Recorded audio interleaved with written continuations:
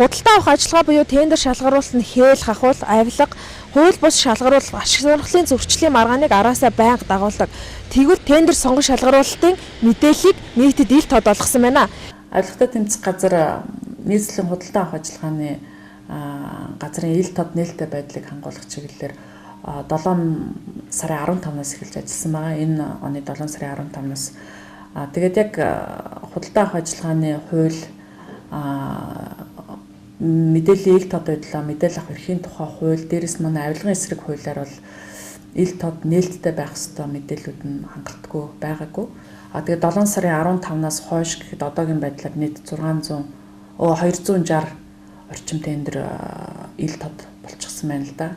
Тендер шалгарсан компани ямар шалгуурыг давж шалгарсан талаарх мэдээллийг өөрөөр хэлбэл мэдэх боломжтой гэсэн үг юм. Ингэснээр тендерт шалгараагүй компаниуд ямар үндслээр тендер шалгараагүй, мөн өрсөлдөгч компани өөрөөсөө ямар давуу байдалтай байсныг мэдэх боломжтой юм а. Манайд бас компаниуд гомдол гаргадаг. Бид нэр тендерийн худалдаа авах ажиллагаанд оролцсон яагаад шалгараагүй шалтгаанаа мэдэж чадахгүй байна, материалтай танилцаж чадахгүй байна гэсэн тийм гомдол бас манайд нэг бис удаа гаргаж ирсэн л да. Тэгэхээр энэ маань одоо ингээд энэ нь ил болохоор ингээд шийдэгдчихэж байгаа гэсэн үг. Ялангуяа тендерт оролцож байсан компаниудыг би хэлмээр байна. Энэ сайт руу ub6procurement.in гэсэн сайт руу ороод тэгээ өөрийн чинь оролцсон тендер шалгараагүй шалтгаан нөхцөл нь зөв байна уу? Хэрэг буруу байх юм бол эргээд бидэнд мэдэгдэх тийм бүрэн нээлттэй байгаа.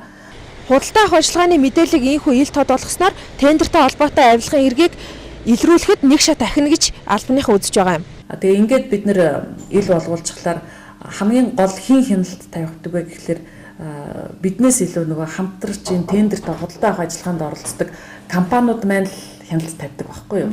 Тэднэрээс л биднэрт мэдээлэл одоо их хвчлийн ирдэг гэж хэлж болно шүү дээ. Тэгэхээр тэр компаниуд маань өөрсдөө ийшээ ороод хянчих бүрэн боломжтой.